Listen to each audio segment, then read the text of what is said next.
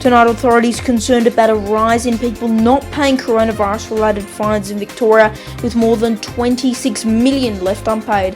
Just past 7:45pm here in Melbourne, 7:15 in South Australia, and 4:45 in the West. This is 6 News. I'm Leonardo Puglisi.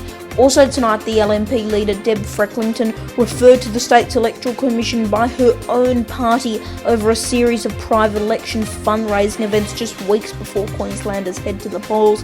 The first passengers travelling from New Zealand arrive in Sydney, marking the first step in a massive tourism recovery effort across the ditch. And you're looking at a live shot of Times Square in New York City. Shortly we'll cross it to our US correspondent, with Melania Trump revealing that her teenage son Barron has tested positive for coronavirus.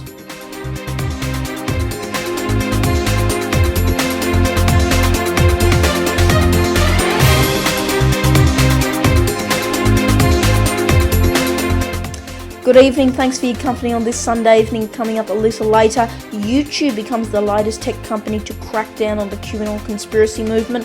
But first, let's get to our top story. And authorities say they're concerned about a rise in people not paying coronavirus-related fines here in Victoria, with more than 26 million reportedly left unpaid.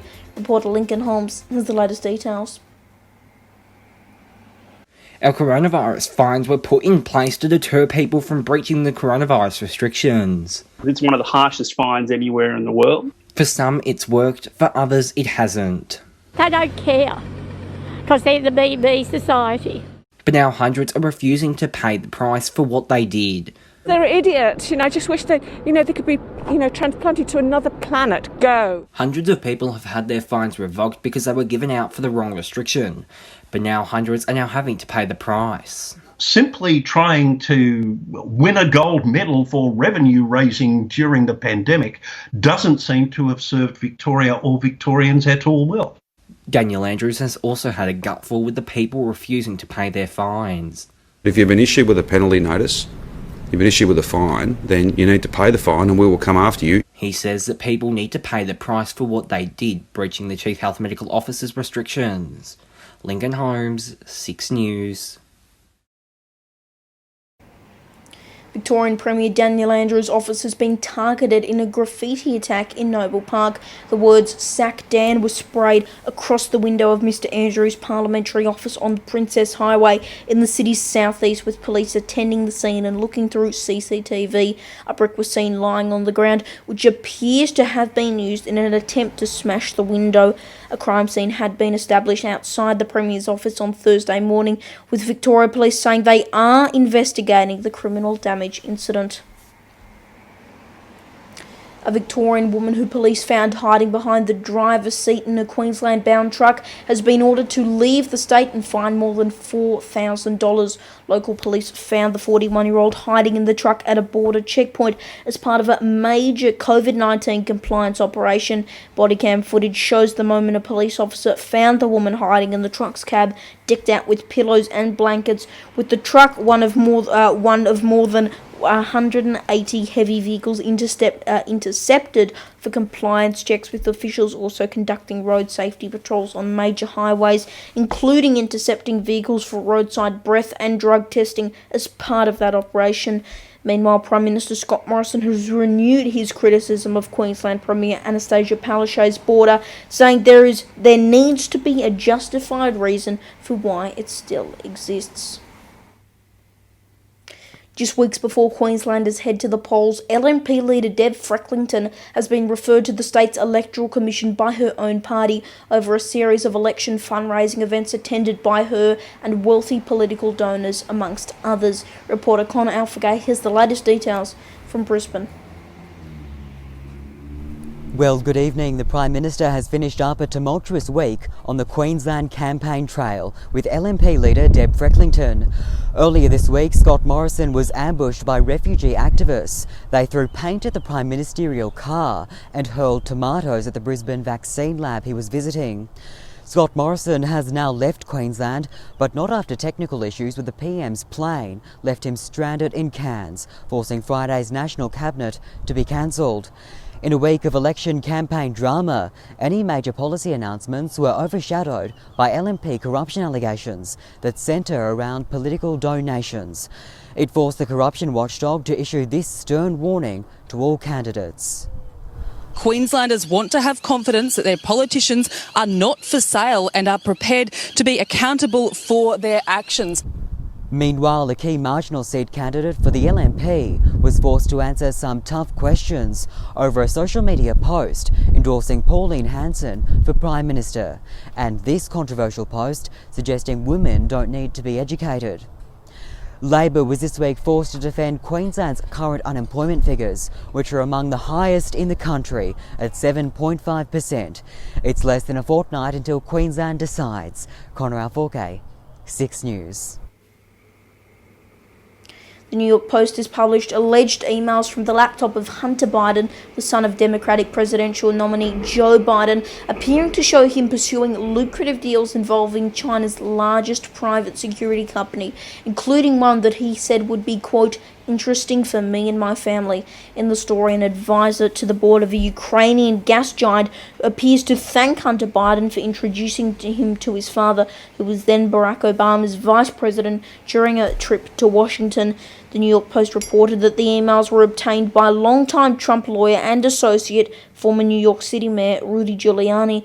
But both Facebook and Twitter have actually restricted access to the article, with the latter blocking users from sharing the URL to the story and locked out some users from accounts for doing that, including high-profile ones belonging to the Post itself, Trump's campaign account, and White House spokeswoman Kayleigh McEnany. Over on Facebook's end, a company spokesperson said the social network was, quote, reducing its distribution on our platform, quote, without further clarifying precisely exactly what Facebook did.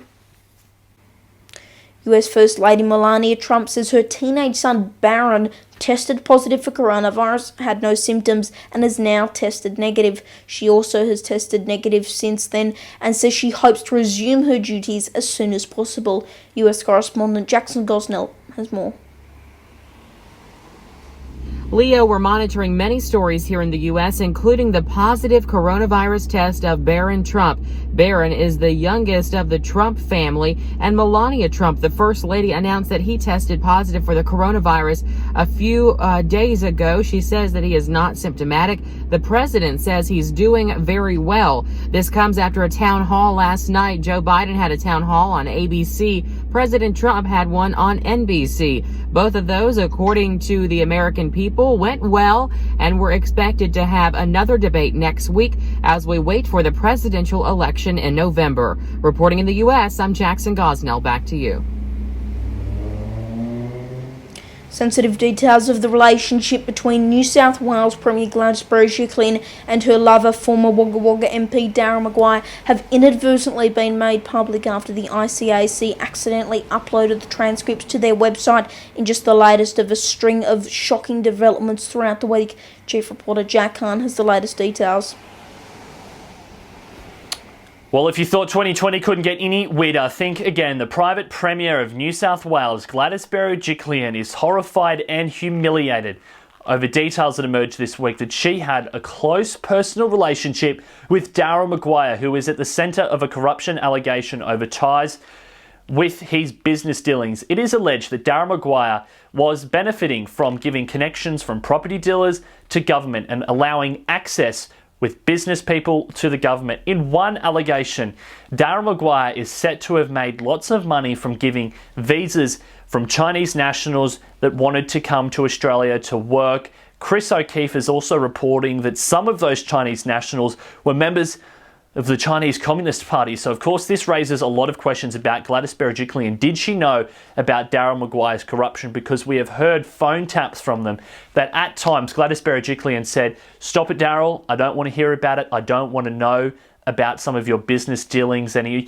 we also heard that Gladys Berejiklian praised Darryl Maguire for some of her business dealings. It should be pointed out that Gladys remains steadfast, saying that she did nothing wrong. She didn't know of the illegal nature of Daryl Maguire's deal. She thought everything was on the books, but it appears that was not the case. Jodie McKay, the opposition leader, saying Gladys Berejiklian is a fraud. Gladys has survived 2 no support, no confidence votes right now, but who knows if Gladys Berejiklian will continue on. Her support in the public remains fairly strong, but will her support in the party remain strong at this stage? Publicly, she has the support of a party, but it is just a matter of time to see what happens. And Leo, before I go, I should also point out that the 70-odd thousand students in New South Wales, just like myself, will be sitting their HSC exam this week. The time has finally come, starting 9:50 on Tuesday. Our first one, English exam. I want to wish luck to all of my fellow students that have gone through a pretty hard year this year in 2020. It's a difficult one to do, the HSC, but it's time to stop procrastinating, and it's finally time to put pen to the paper. Jack Hahn, 6 News. ABC journalist Dan Oakes will not be prosecuted over his reporting on alleged war crimes committed by Australian Special Forces in Afghanistan.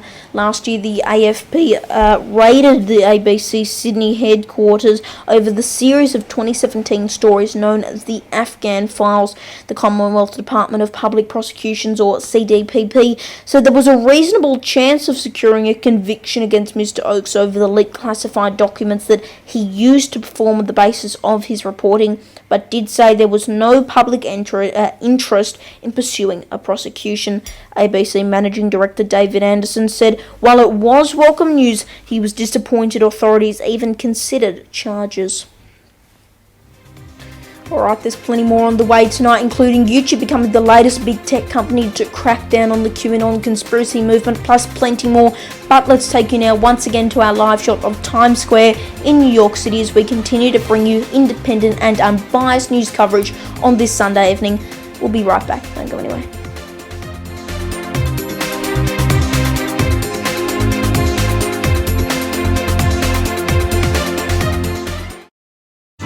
Has been one of the biggest years in our lifetime. Calls for police reform across the country, a global pandemic that has changed the way we live, and the upcoming election that will shape America. As the U.S. gets ready to decide who will lead the country for the next 4 years, we'll keep you informed with all the latest developments in the race for the presidency. Special coverage and expert analysis only on 6 News. That story went round on late Saturday afternoon. It was broken on that website 6 News. He's only 12 years old, but already Leonardo Puglisi fronts his own news channel. That is incredible. Absolutely inspiring. Leo's fantastic. He's doing an amazing job. He's everywhere. He's breaking stories. That's pretty impressive, Leo. Leave it there for now. We do. I might see him doing a bit more stuff on camera before too long. Very good at what you do, young man. What an amazing guy. This is your studio here. It's a pretty sweet setup you've got. We're following your story. We're rooting for you. He will be the next Karl Stefanovic. There's no doubt about that. Yeah, lovely to see you. And go hard.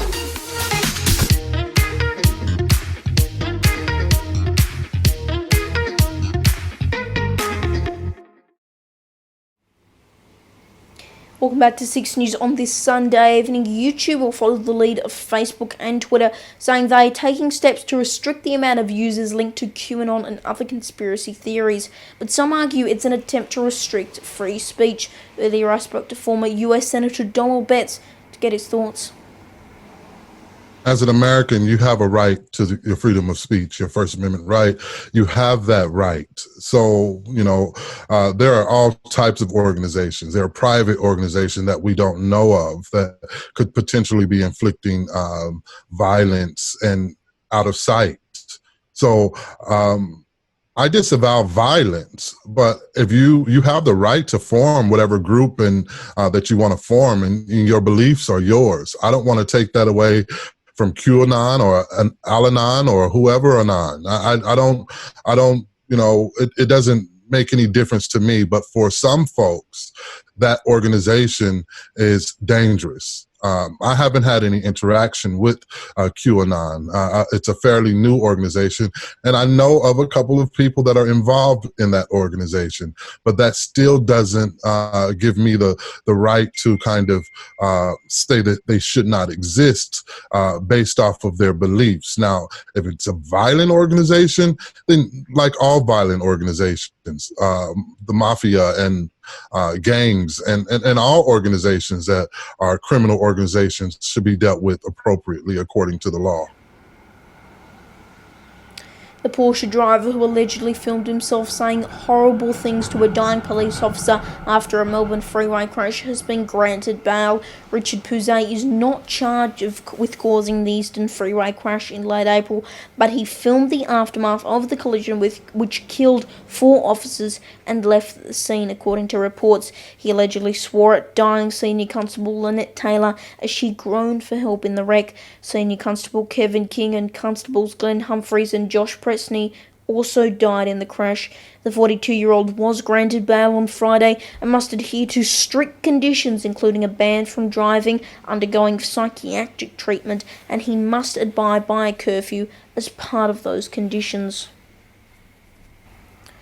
Changing pace now, the first passengers travelling from New Zealand have arrived in Sydney, marking the first step in a massive tourism recovery effort across the ditch.